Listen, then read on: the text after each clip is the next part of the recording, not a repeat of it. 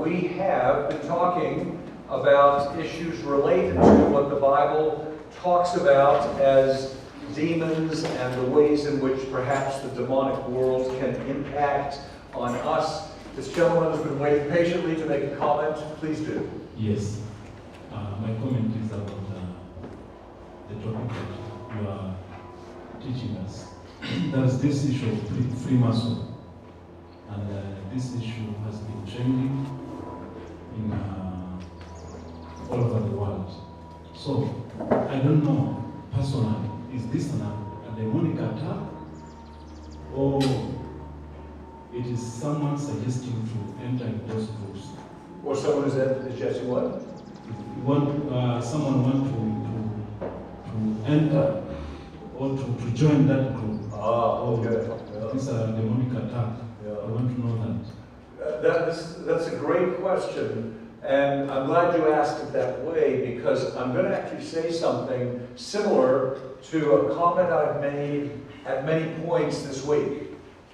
And that is that often I enter into an issue or a problem admitting to myself there's a lot I don't understand yet. And I'm generally confident in a lot of things that I do, but I also like to admit to myself first that there's much that I don't yet understand. For example, I'm not leaving your topic, but just for example, when we're counseling, for example, people who are in conflict, maybe conflict in the church or conflict at home, I may get some first impressions about what the real problem is. Maybe I'm right, but maybe I'm not. And trying to decide what I'm dealing with and sort it through may take time. Coming back to the issue of demonic stuff, my big question. Someone's got some kind of behavior. Are they truly, is there some kind of a spiritual conflict with evil here? Or is there an organic problem? And I think you've heard me say, I often have to say to myself, I don't know yet. I really don't know. I'm not sure. But I'm still on your, don't worry, I'm still on your subject here. I'm going to make an observation about human beings. Human beings love things that are sensational. Right? It's built into us. May I give you an example? If you are driving down the road and you come near an accident scene where there's been a terrible crash, and you see vehicles wrecked on the side and people there, you do the same thing the rest of us do. You look at it. You're watching it. This is an extraordinary event, a horrible event. Your eyes and your attention, you're drawn to it. We're built this way. All right? Let me give you one more example. I'm going to speak from an American point of view. Many people love to hear talk about the end times, with people claiming Jesus is coming any day. Someone starts talking that way, talking about wars and about violence and about crazy things and about what the moon and the sun supposedly are doing. People are attracted. Sensational material. People are attracted. Unfortunately. I've heard so many times in my lifetime somebody saying Jesus is due to arrive any day. Well, I'm still here. So are you. All right? Apparently he's come many times. Yeah. And then he left again. I think we broke his heart. So, coming back to demonic stuff. It's potentially sensational. And unfortunately, there's nothing wrong with being attuned to those things. But it is wrong if we then play it up and stir the pot, as we've been saying, and draw attention to it and fascinate people with it. This is not good. Okay? One more comment, and then I'm going to comment directly on your question. Okay? You'll remember Jesus bringing back to life a little girl who had died. The story's in the Gospel of Mark. And it's interesting because when he came to the place where the home was, and the child had died of whatever cause, and there was a lot of noise going on there. What was the habit of the day is people would hire professional mourners. And they might sing, they might wail, they might throw themselves around. That's okay. Every society mourns the way it wants to. There's nothing wrong with that. But do you remember what Jesus did, what he did for that? He sent everybody away. He sent everybody away. It was just the child, probably the parents nearby, a couple of apostles with him, and quietly and somewhat privately, he brought her back to life. He brought her back up. So Jesus often did things that he knew were attracting attention, okay? And then he took some steps to counterbalance it. So the question, if I understand your question, is how do we know if someone's wanting to be free from demonic stuff, or if in fact they're fascinated with it and going into it? Am I understanding correctly? Yeah. It's a great question. It's a great question. Because I just know human nature is fascinated, and even professing Christians sometimes are intrigued about the sound of evil and the weird things that supposedly go on with evil. And sometimes that curiosity is only a benign curiosity. That's okay. They want to know, they want to understand. But sometimes it is an unhealthy obsession. And I don't know at first, are they going in or are they coming out? I don't know. But we watch and we see, many, many years ago, as I was starting to, as a young Christian, I was thinking through how the devil maybe works and deceives people, and that was okay. And I got some wonderful advice from an older pastor who could see my area of interest. And he said to me, Jonathan, he said, I want to just advise you, don't give the devil more time than Jesus. That just set me bounds. And I've said similar things to people over the years. I'm glad they're aware that evil, how's Peter put it? Prowls like a roaring lion. Right? By the way, I was once in a car with my family at a nature reserve in Canada. The lions were wild. We stayed in our cars. 3 lionesses attacked my car. There was blood on the car from it. I had an animal. And then 3 lionesses attacked and shook my car for about 10 minutes. I'm scared of lions. All right? And that is how I think about evil. Evil has that kind of, sleek, deadly kind of attack. I need to be aware of it. But I'm back to the advice. Don't give the devil more time than Jesus. And that's my advice to people. Great question. Other thoughts that you want to? We can move on to the next topic when you're ready. Because I've got the next topic I want to introduce. Are we okay here for this? Okay. Then I'm working from my list. By the way, the list that we compiled the other day, we put on the board, and I said we had put on paper. There are roughly 20 items that you folks mentioned that we put on our list here. Of those 20, it looks to me like we've dealt with 6 of them, which is good, because we said we could take this week and next week to start to deal with them.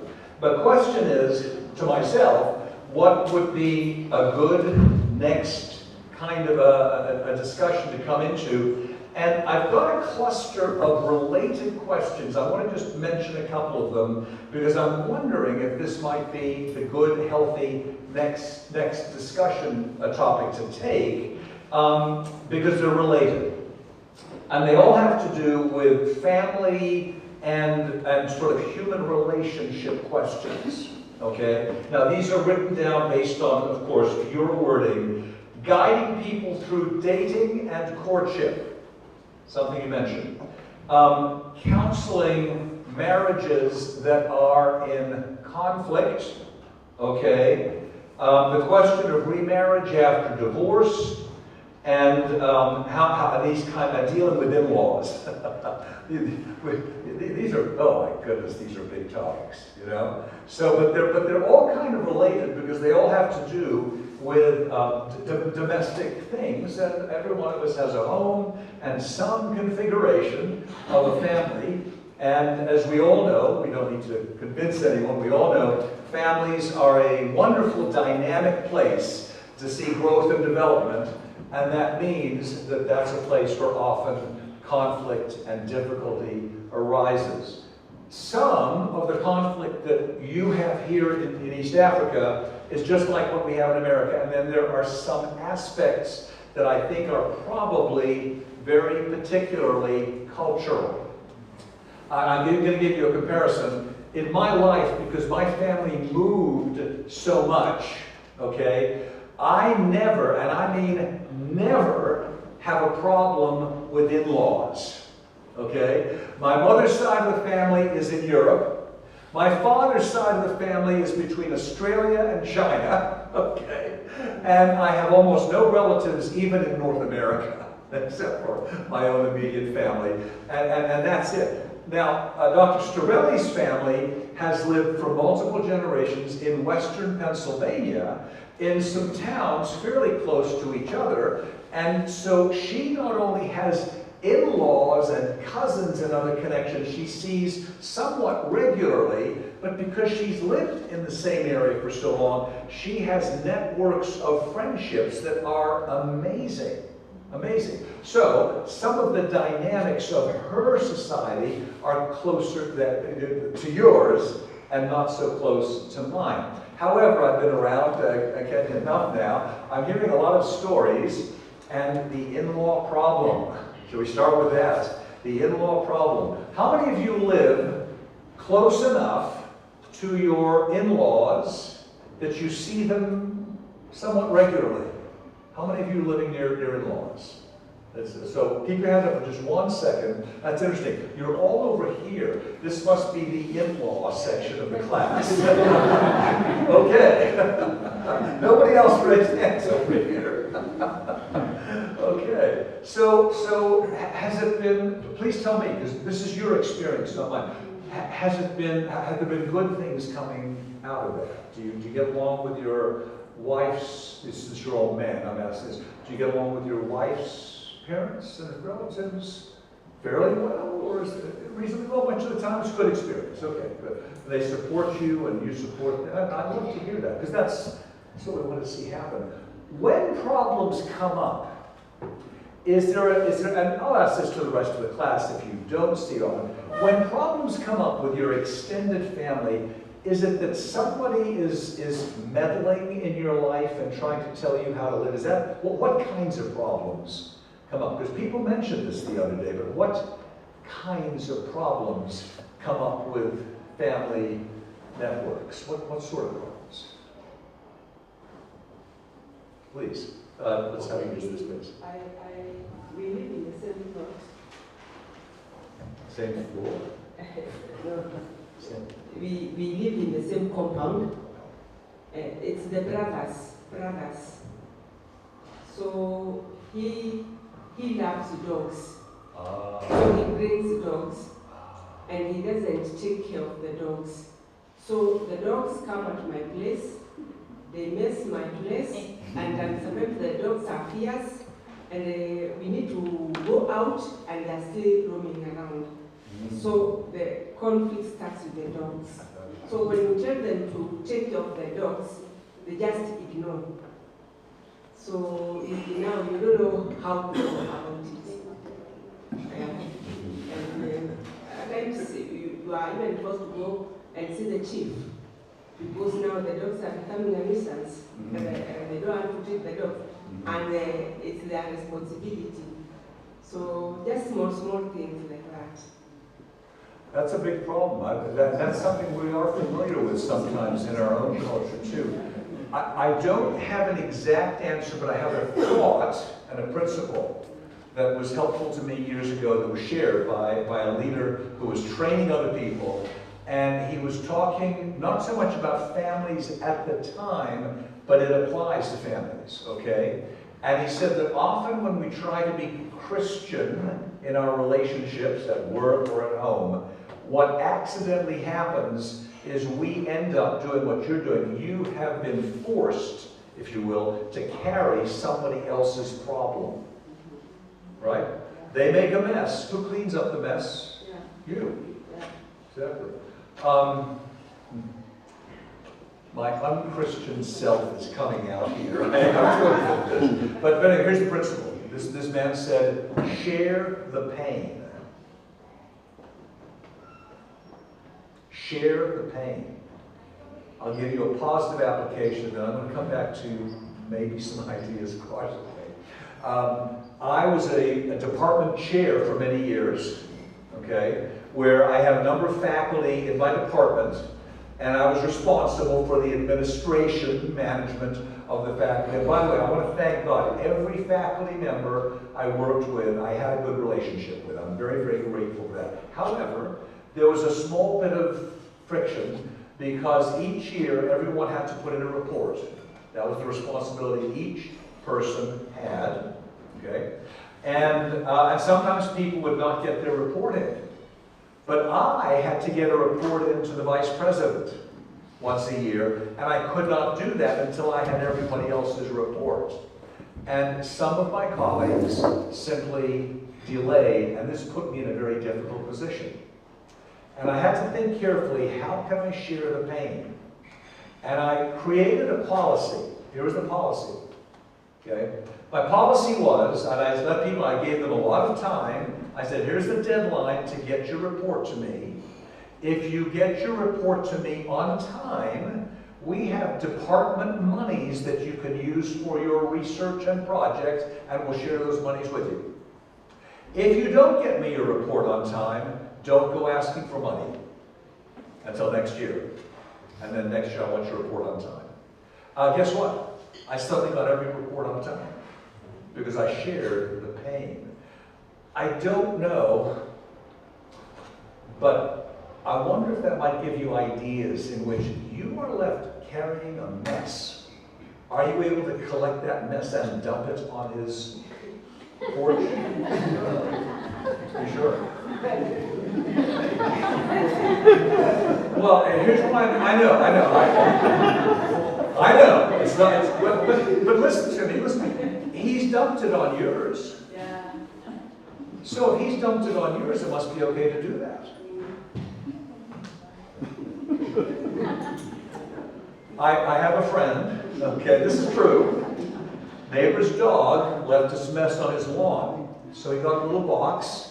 And he put the mess into the box, and he put the box as a gift on his neighbor's front porch.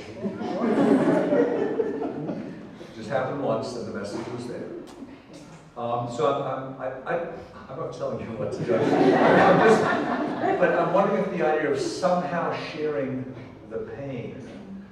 Here's another thought. This is your brother, is that correct? His brother-in-law. Brother-in-law. Do you folks ever share meals together? Yeah, parties we share meals together. Okay. When there are functions we Well, get together. I'm wondering if there's some way in which you could say, seriously, I would love to contribute to today's meal, but I've been so busy cleaning up dog mess. I have not had time to prepare. You can do it with a smile.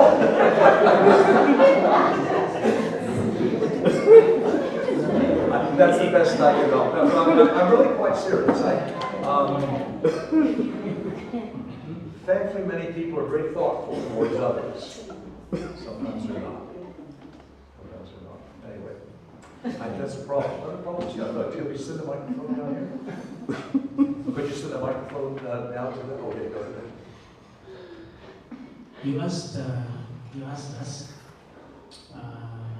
how those problems arise, and allow me to share my own experience about in-laws.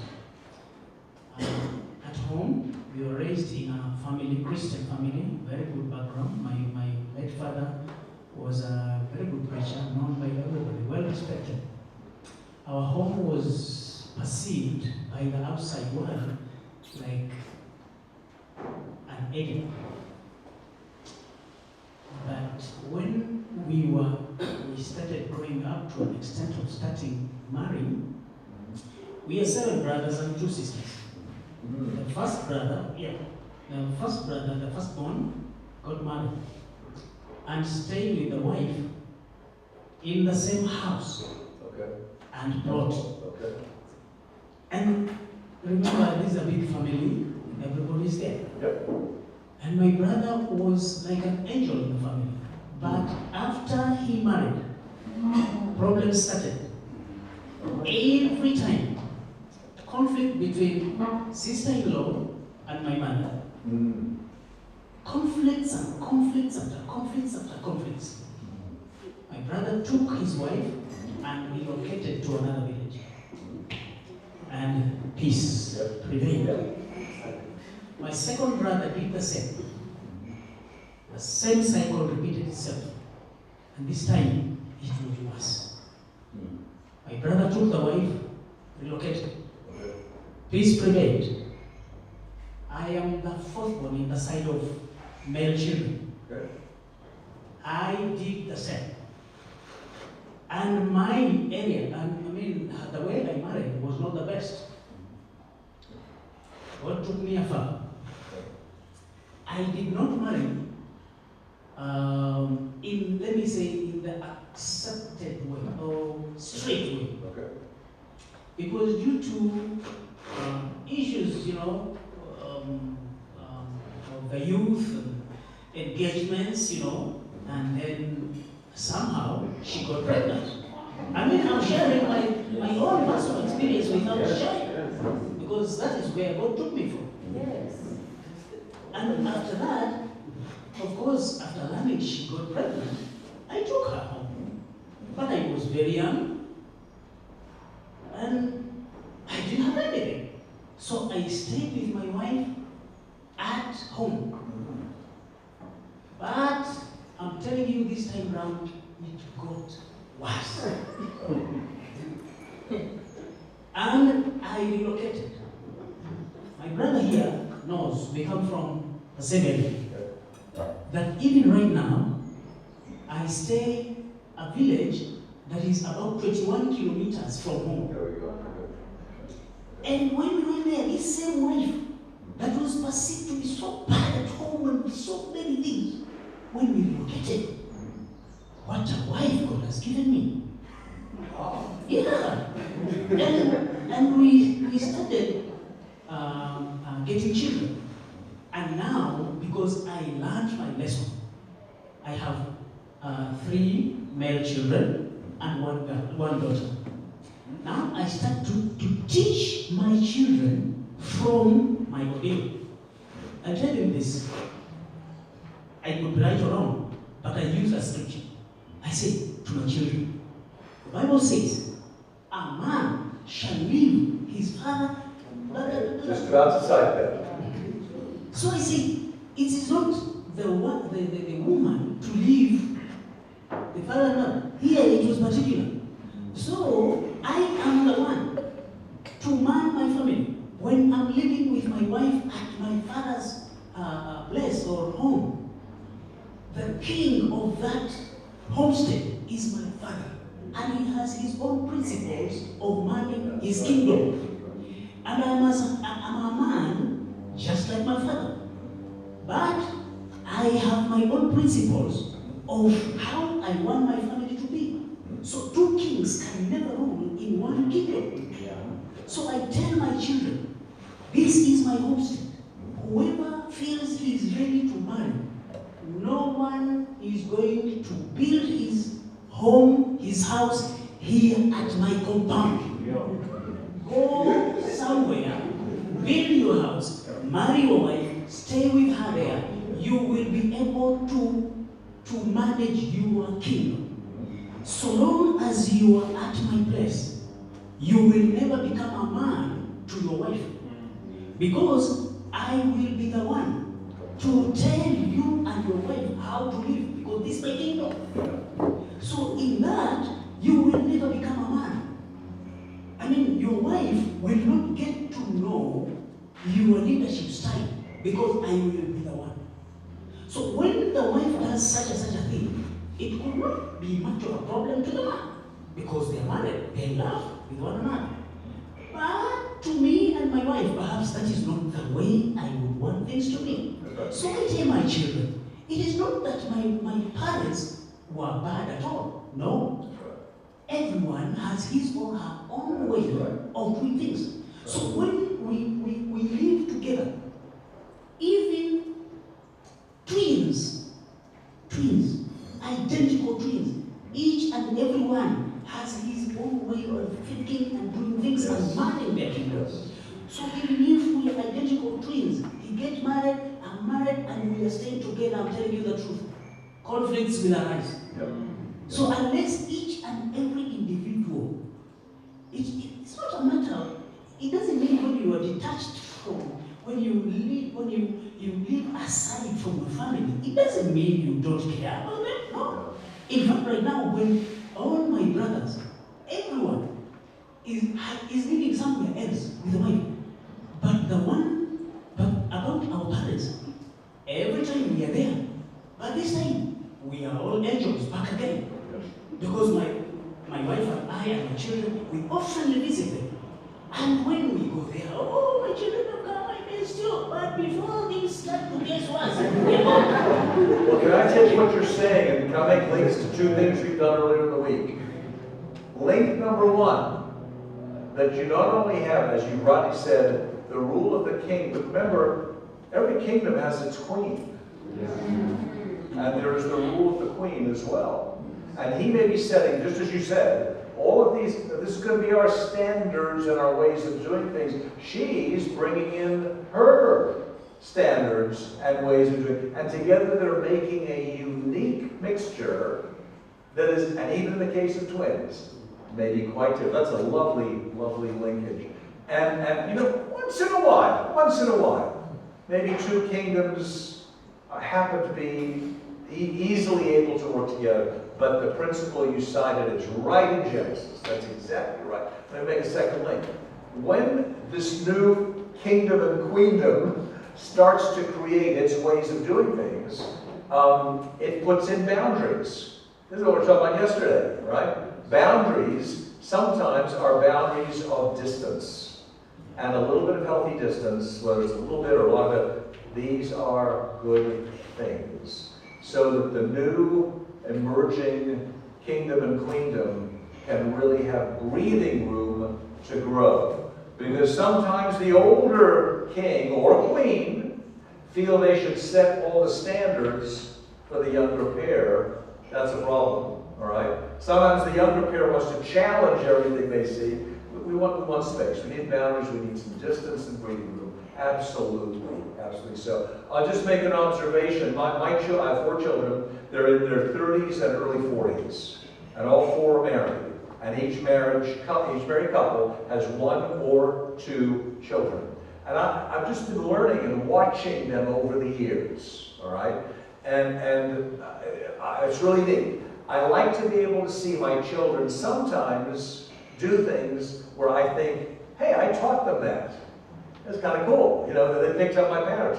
And then other times, they're doing things differently than I was doing. And you know what? I think they're sometimes doing it better than I was doing, right? We have an expression, to stand on somebody's shoulders. Do you have an expression here? The meaning, you take whatever benefit the previous generation gets and gave you, and see if you can take it a step better and further. And the distance allows for freedom to do exactly that. So sometimes we need some distance. We just do. We do. I hope in your case, I don't know if it comes to that, but that also might be a consideration. Anyway, thank you for expressing as you have. Other thoughts in terms of dealing with extended family? Other dynamics you want to bring in here? Please, can you pass the microphone back? Thank you. Yes, the issue of extended family, it is a big deal. Because for my case, I'm the firstborn in my family as a child born. The rest, my elders are girls and they got married. So I found myself that I'm in a family that my father married 4 wives. And the day I got married in 2015 back, I take my wife in that hostage that I was staying with my father.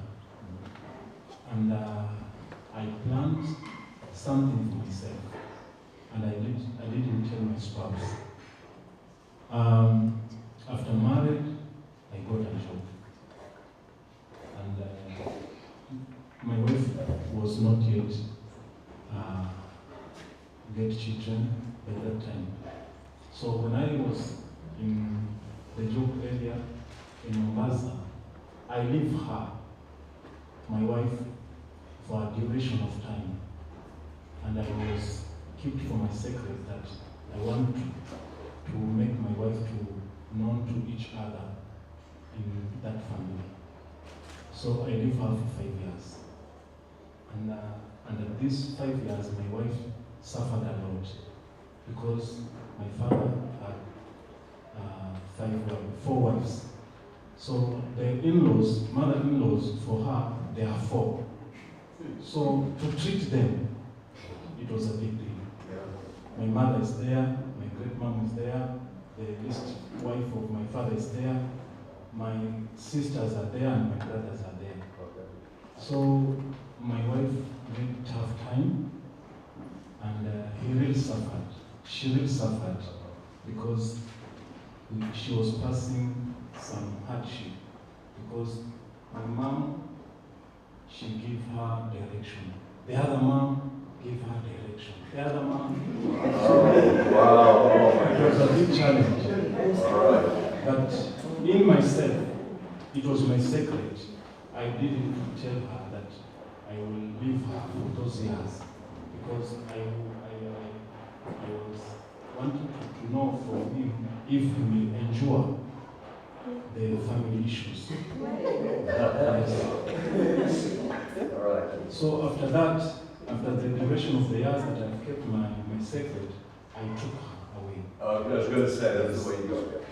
And as I'm talking now, we stay together. I'm no longer in my father's homestead now. I buy a place in Mariakan and we stay together. Yeah. Yes. Space is very helpful, isn't it? Yes. It's my homestead now. It's a loving kind of boundary. It's not an aggressive one.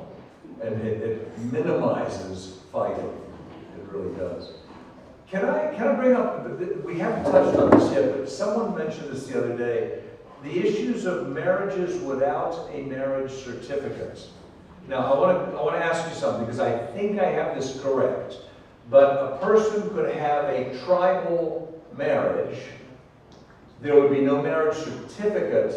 Is that correct? But there would be witnesses, if you will, and sort of the knowledge within that group that these people were married. Am I correct? And now, if a person wants a marriage certificate, do they tend to do that closer to cities? Like, because marriage certificates are usually government issued. So that's going to be either somewhere connected to Nairobi or one of the major cities. Is that correct? Or is it easy to get marriage certificates in rural places? I don't know. I'm asking because I don't know. I think I'm the one who brought that issue. Okay. In our churches or in African culture, Christian community, it has become about the doctrine. Is it right, like the way Harold have said, he didn't get married in a proper way. So it becomes challenging when you are counseling your youth, maybe this process of marriage. Yeah. They see that the Western move of getting the wedding, it's more godly than the African culture wedding. So it becomes as if there's no balance in there. You meet a couples who financially they're not stable. So you try to counsel them that, please, just do your wedding, just custom. Mm-hmm.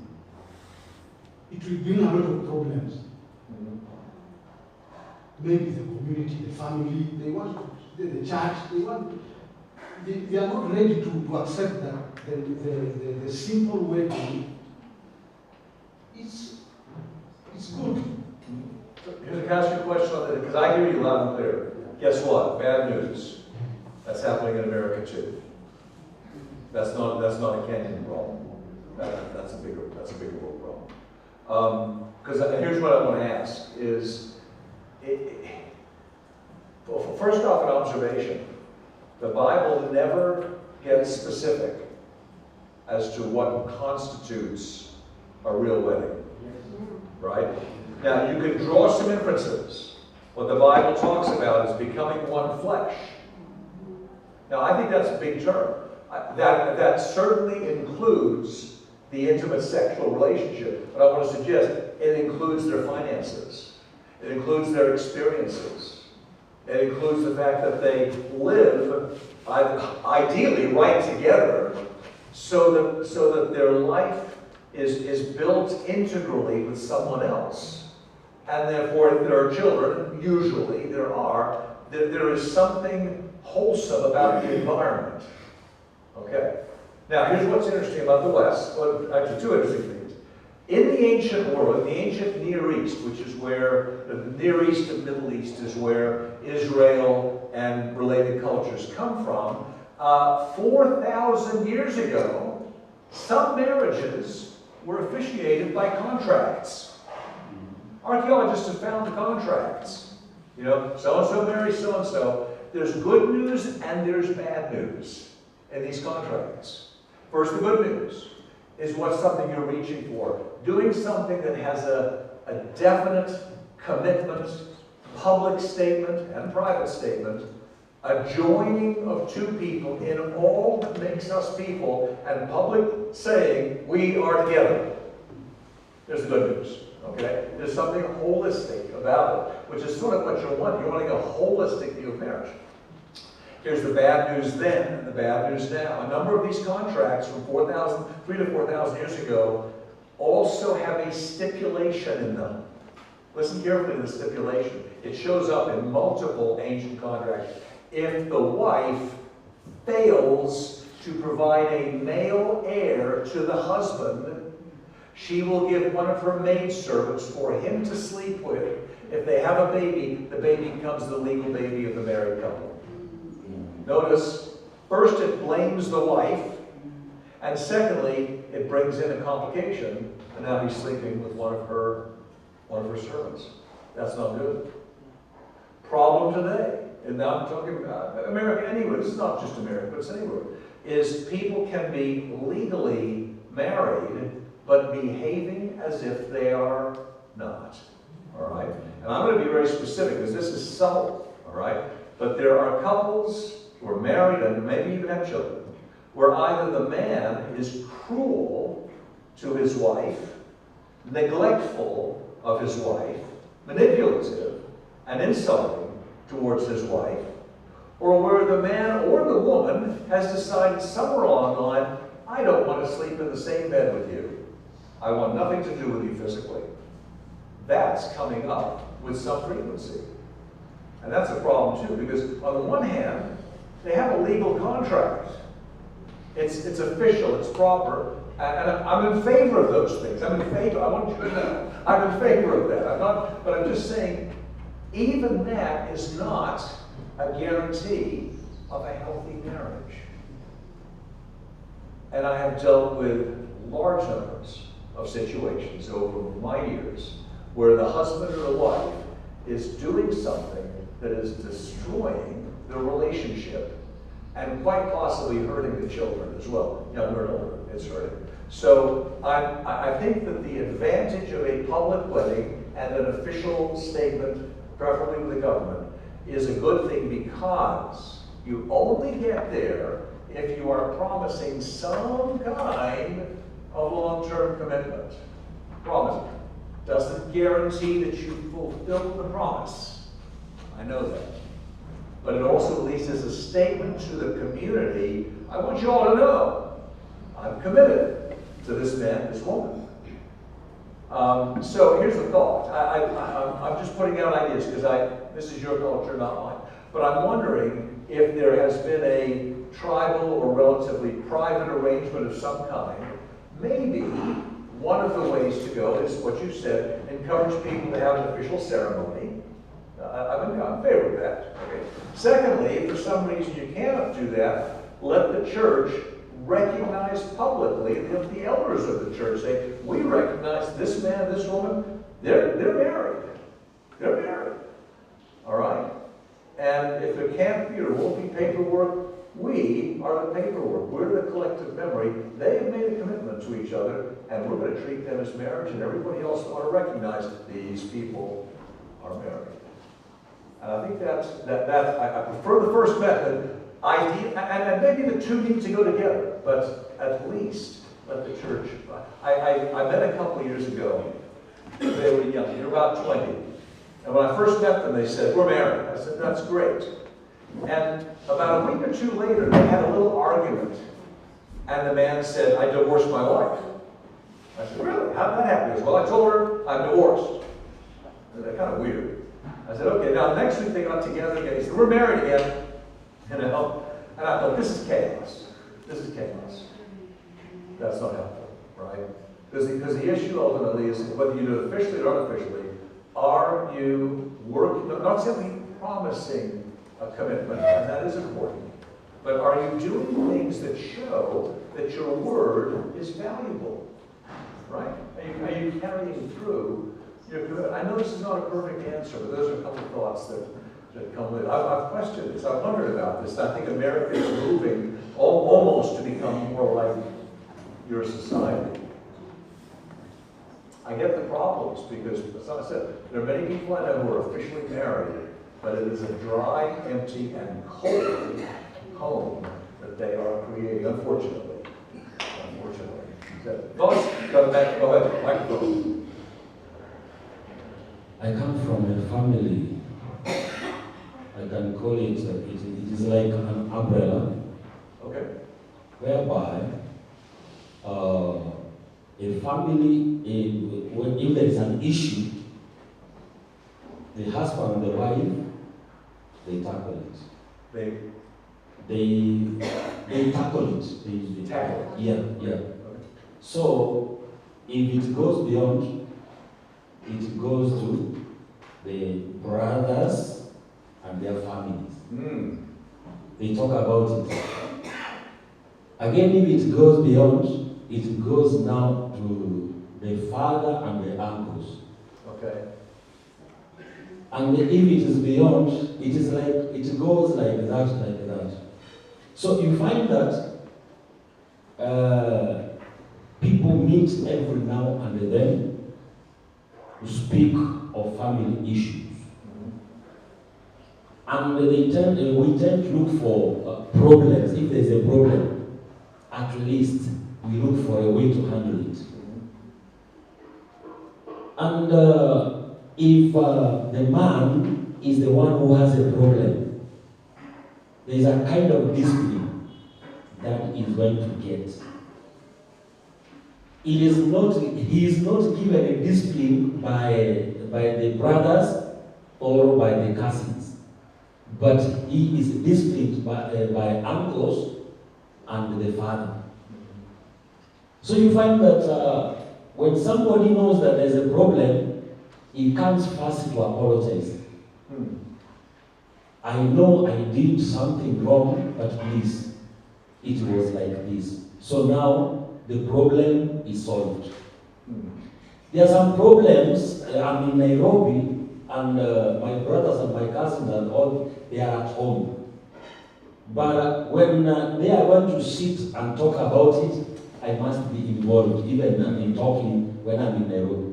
Because I'm the first born in the family, and I have been given a leadership mandate in that place because I'm a pastor. So, many of the things they want to talk about, they have to involve me. So you find that many problems are solved even before they go beyond. So I've looked at it and I've found that it has helped many of our young generation, because they have to listen. If not so, they know that they are going to be disciplined. So you find that if we say that we don't want to see anybody drinking alcohol in this family, even if they drink, they go, they hide, they come at night, they sleep, they don't talk. So you find that the family tree, at least, is respected even in the community. Okay. Yeah. So it sounds to me, if I've heard you right, I think I have, this umbrella family can work through things together effectively. Yes, it has worked.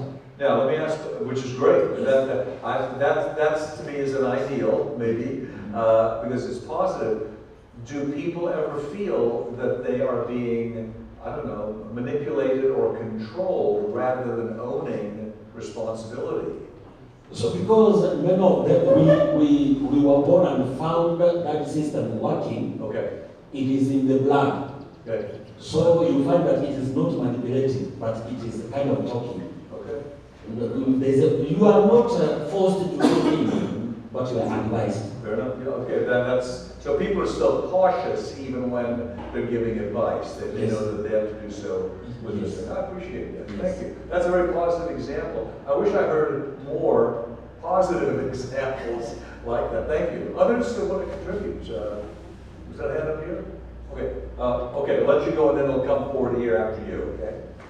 Referring to the marriage certificate, sometimes many denominations have set as rules for a pastor to be ordained, he must get a marriage certificate. Yep. Most of the pastors, somehow, they have gotten married, and by getting married shows that you have a responsibility, just like the way you have the responsibility of a church. Yeah. And sometimes, for you to know that you have that responsibility, by getting the marriage certificate, is that you show that if you even own that wife or that woman, but sometimes there is a loan given by Safaricom called Fuliza. Some men, some pastors have married even for 10 years, 15 years, and they have never visited in-laws. And for you to show that you are committed in the work of the ministry, you have to start by your family. Yeah. So if you have not engaged your in-laws by maybe taking that dowry, then it seems that maybe the work of the ministry will be so hard for you.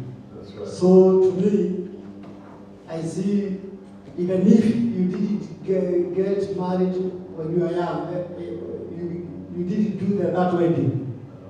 So even if you got saved after marriage, then marriage certificate is essential because you show that kind of responsibility. And you know, what's interesting, we're finding more pressure in the United States for churches to be issuing their own marriage certificates, print it up, give it to the couple, have a copy on record at the church. I've actually been asked to do this already. I didn't agree, but I said to the couple, I said, I'm very sympathetic to why you want to do this. I still want to do it with an official record of this state. I do, and that's the only way. That's the only way I will officiate at a wedding if I can have that in place. But I'm going to tell you why. Now, this is again an American point of view, but it's going to affect you somehow. We're finding pressure in America to completely redefine marriage, okay, and in a lot of different ways, okay. So now in America, I don't know if it's all states or most, I think it's national, most states at least will recognize homosexual marriages, 2 men or 2 women, okay? There's increasing pressure to recognize 3-way marriages. So a man and 2 women, or 3 men, or 3 women, or 2 women and 1 man. Or 4 or 5-way marriages. Certain countries are already doing this, all right? We're also finding that the U.S. does not yet allow this, but we're getting pressure for a person to marry an animal. Yeah. It's not legal, but I'm just saying there's pressure from some people.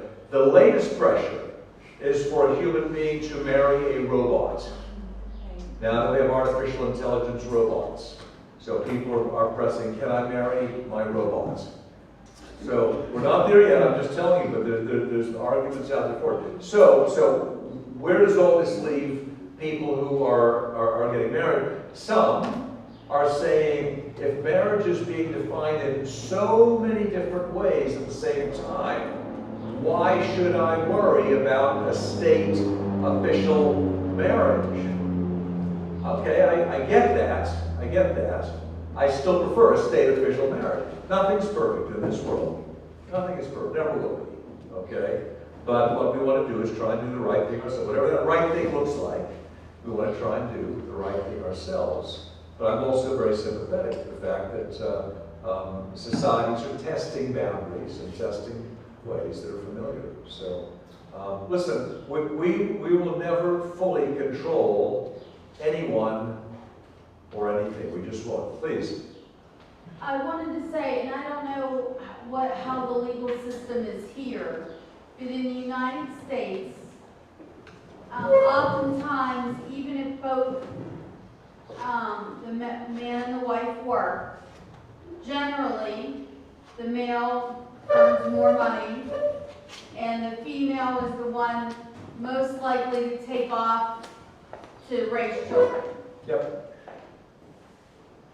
So there's an earning discrepancy, there's a retirement discrepancy, and what a legal marriage does is it protects the wife if a divorce happens, that she will get half, and she will rightly be given half of the marital assets if there's a divorce, because she has sacrificed her earning potential, her retirement, her savings, all for the sake of raising their children.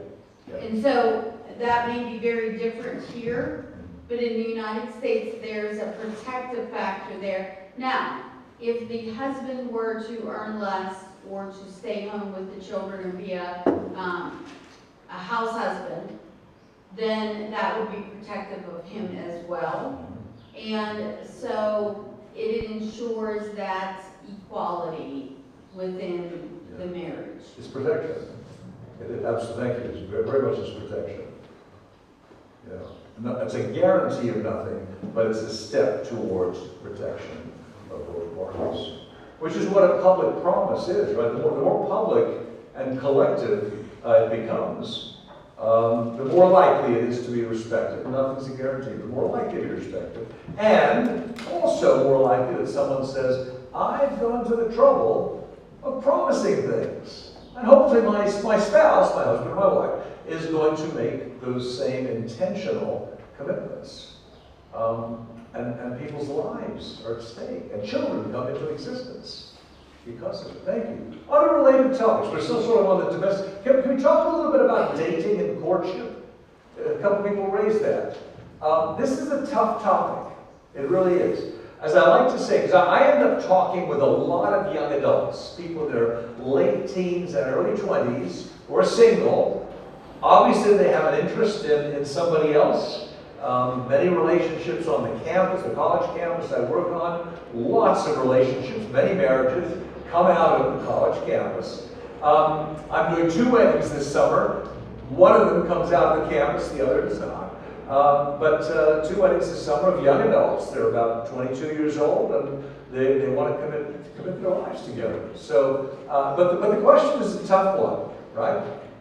What's a healthy way to get to know someone when you're not yet committed as a married couple? Tell me what your wisdom is. What do you say to young adults who say, give me some advice? A man says, I really like this woman over here. What should I do? What advice do you give the people in your churches? I'm curious. Give me the Kenyan point of view. Please. What are you telling them? Oh, nothing, huh? Come on, I know you're telling them something. We'll send the microphone back to our friend back here. I know, you're going to tell them to find a good umbrella.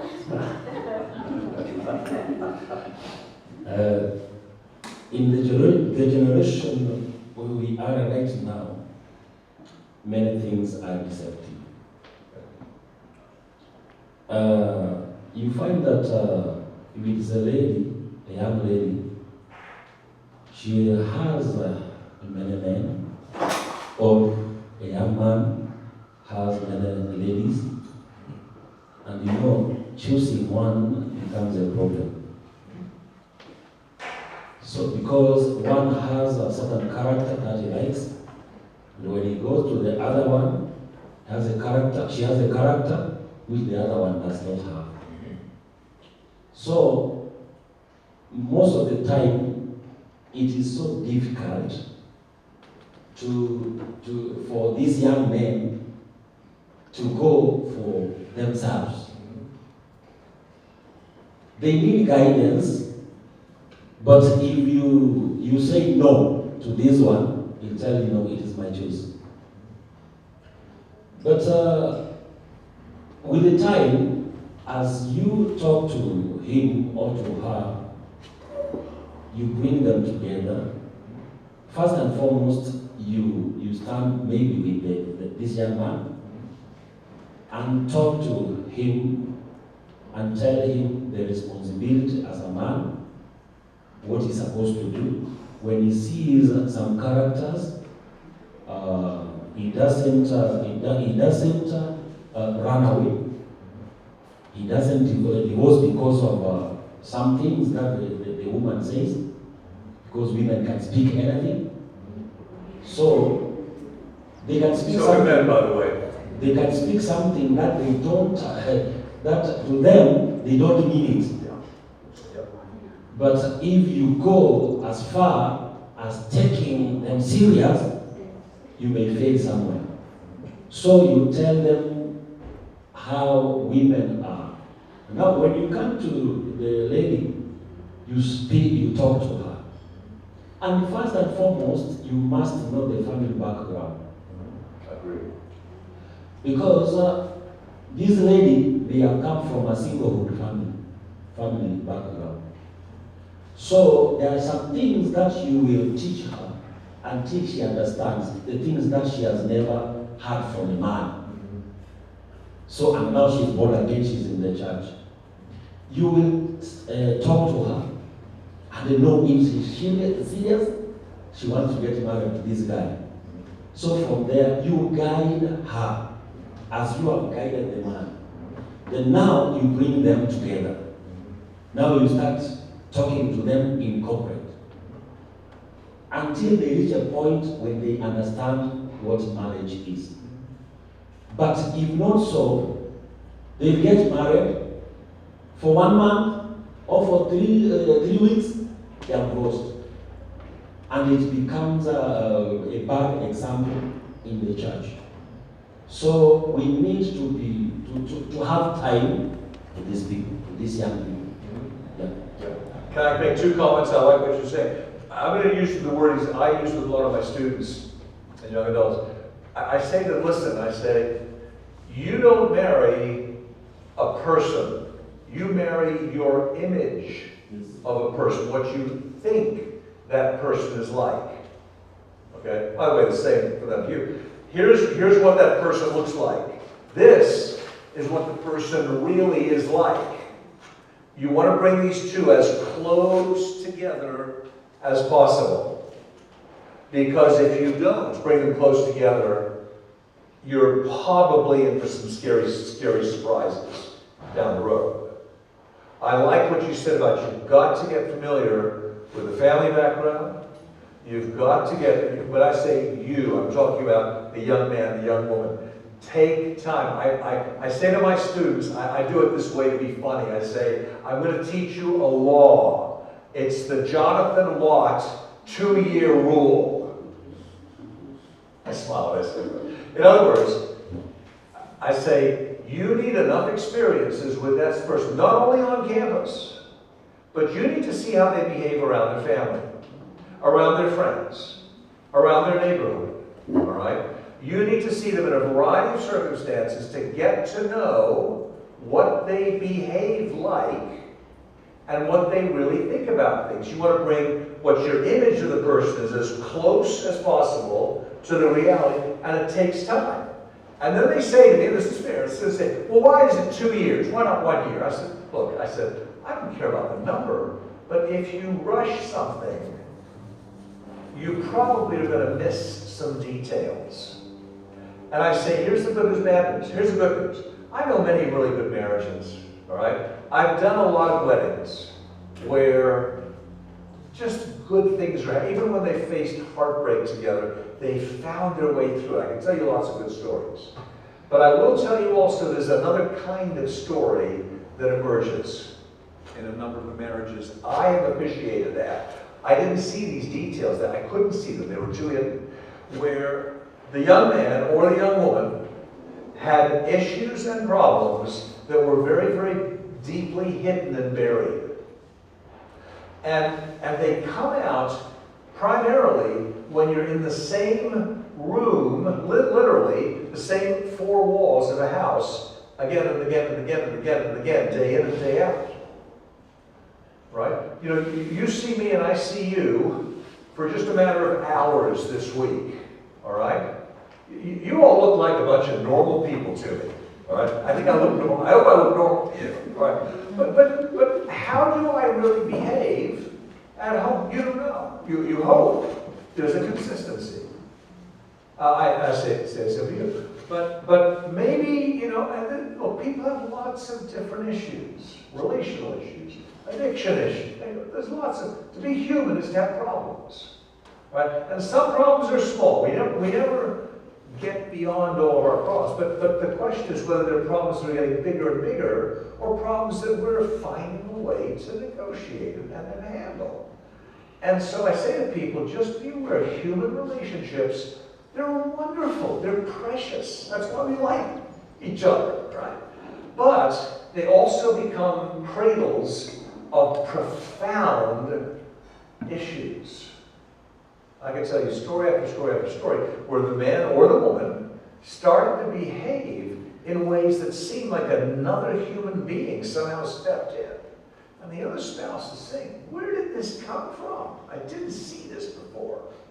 And I can't guarantee future marriages are healthy and happy, but I can say the more you get to know someone, bringing this closer and closer to this, the better the likelihood is that you'll do well. And if you are not going to ask God to truly guide you and shape you in your relationship, it's going to be wrong. Your Holy Spirit is going to be working in your relationship, or you're going to have a very rough ride with it. The work of God, but it's also the faithfulness of people and the willingness of a man and a woman to both say, sometimes I need to own a problem and confess it, and then find a way to work through it. And that's what makes for happy marriages. So I don't know all the rules. How close can they be? I don't know. That's different with each society. I don't know.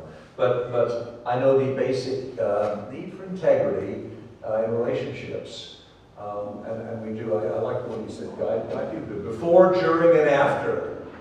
Speak into their lives, right? There is another big problem, culture and Christianity. Yes. You find that this the lady and the man, Yep. they are now born again, but the parents are not born again. Yep.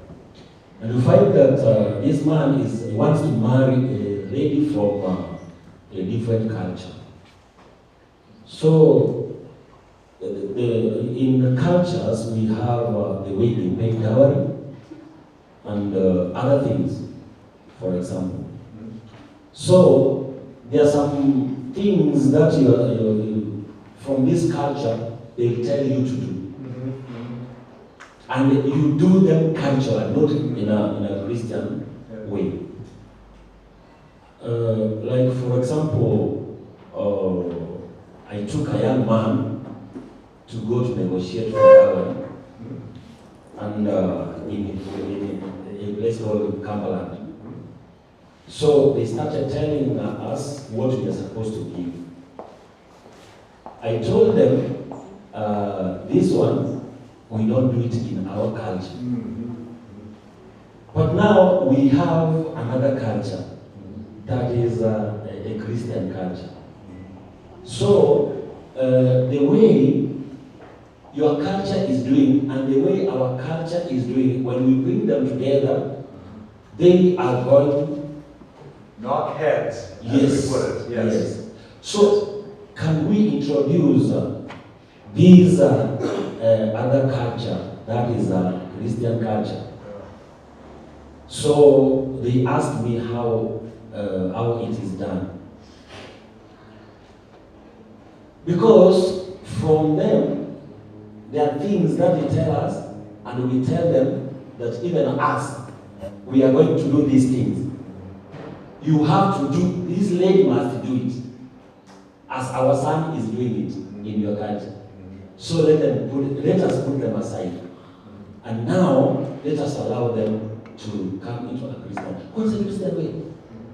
Accept what you are going to be given from our side.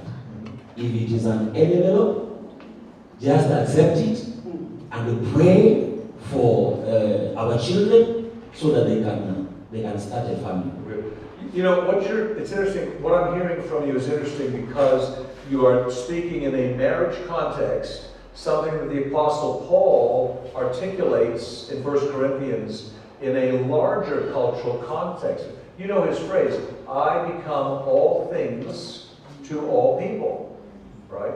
Now, we all know that he holds tightly to truths and realities that should not be negotiated because they're firm. At the same time, any way in which he can flex culturally, he'll do that. We need to tell young adults, especially considering marriage, look, you may be coming towards another family system that is very different from yours.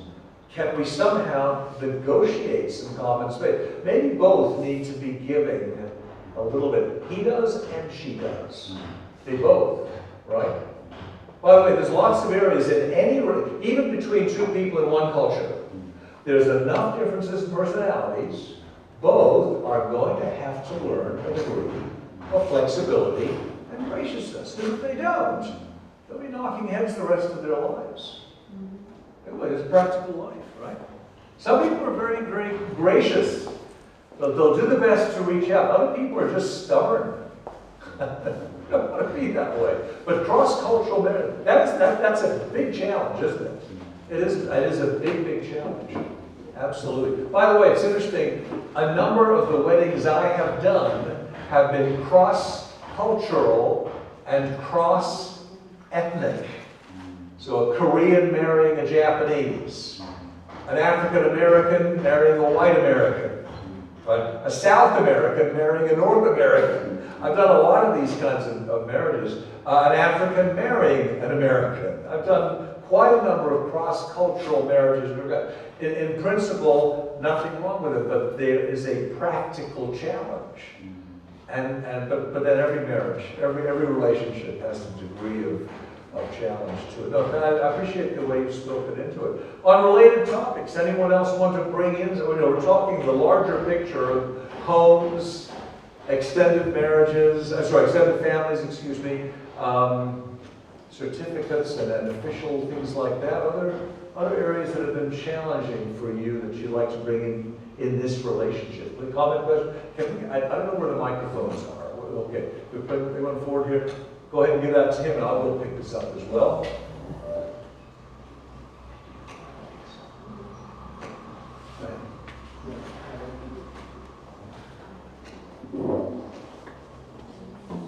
Just hold it until the light goes on. Recently, I had a case where the young man is gotten a young girl to marry, but the parents of the young man doesn't want the girl. Interesting. Okay. Yeah. Okay. The young man has gotten a young lady Yeah. and they have agreed to marry. Yeah. But the parents of the young man doesn't want this girl. Yes.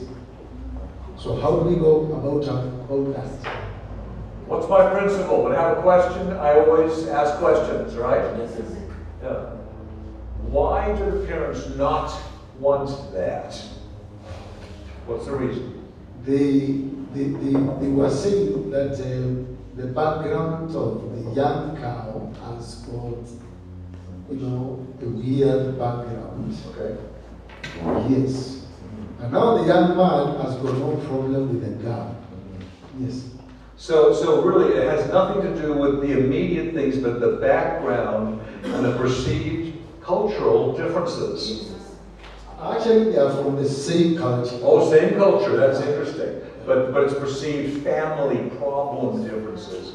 So yeah, we sometimes run into this as well in any culture where the parents of the man or the woman are unhappy with the intended marriage. This is a great question. And it's something I think to be sorted through very carefully because we want to find out whether the reason that they oppose the marriage are well-grounded reasons or not. Because you see, sometimes the parents they see with wisdom and they realize there's a problem here that the young couple does not see. Right? They see the parents see the problem, but the young man or young woman doesn't see the problem. And so if a pastor is getting a chance to speak into this, then the parents need to be heard. By the way, in one of the couples that I'm doing this summer, when the young man came to me and said, "Would you do our wedding?" I said, "Yeah, I need to get to know your wife," or your girlfriend at this point, a little bit better. But one of the things I did, I'm friends with the young man's parents, many, many years. And I just casually one day I said, "What do you think about the upcoming marriage?" And just kind of an open-ended, but they said, "We're excited." I said, "So you're supporting?" I said, "Absolutely. We think she's a wonderful young woman. He's made a good choice." Now, what I was doing is I was leaving an open ear so that if they said, "Oh, but we have a concern," I was at least willing to listen. I was at least willing to listen. I wasn't guaranteeing that I would agree with them. I just said I would listen. But now it turned out it was an easy one. Well, we love this guy, this woman, and it's going to be good. But here's a can I do a related question? This I run into. Young couple is dating, they're getting serious, they want to get married, and either his friends don't like her, or her friends don't trust him.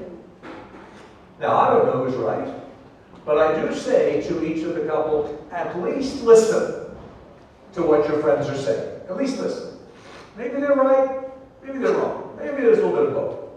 Listen to your friends, see what they have to say, so that at least when you go into a decision, you own the experience, and you own the responsibility, and you can say, I've done this thoughtfully and prayerfully. We're back to the issue of ownership of decisions and ownership of problems, right?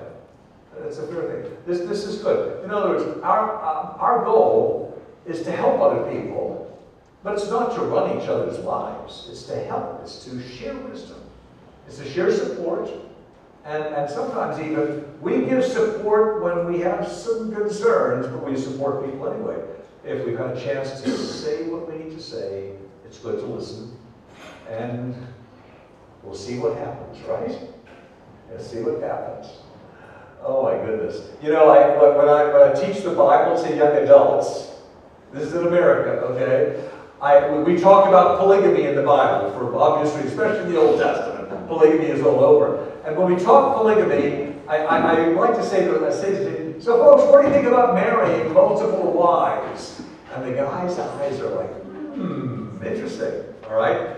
And then I say to them, wait a minute, can you afford 4 women? Are you responsible? Do you make so much money that you can support 4 women? Have you thought about this one? Right? No, they haven't. They will. They do. Can you handle all the children you're going to have? No, I haven't thought about that one.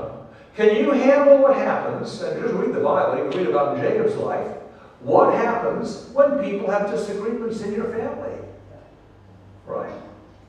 And if you want to know what it can look like, just read your Bible. Your Bible's telling you unhappy stories in many cases of people in relationship. Be realistic. Come on. I know what you're thinking. You're thinking, wow, I'd like to sleep with 4 different women at the same time. No, that's messy. That's not. And thankfully, they'll think about it. By the way, flip side, the women are usually the sensible ones. The guys are not necessarily very sensible. The women are the sensible one, thinking, no, I don't want to be in a rival with someone else. I want to be focused on one other person. It's challenging enough to be focused on one other person. I have a very good friend. I have a very, very good friend, many, many years. And she was married about 20 years. She and her husband had three sons, three handsome sons, and he died of cancer. They were young men, early 40s. He died of cancer. And 25 years later, when she was in her 60s, I said to my friend, Anne, I've got a question for you. Have you ever thought about getting married again? And she laughed at me. She laughed in my face. And she said, oh, no, Jonathan. Men are way too much trouble. Okay? She loves being single. Now, look, each person is different.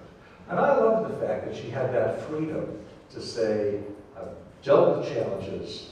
I love my opportunities. Anyway,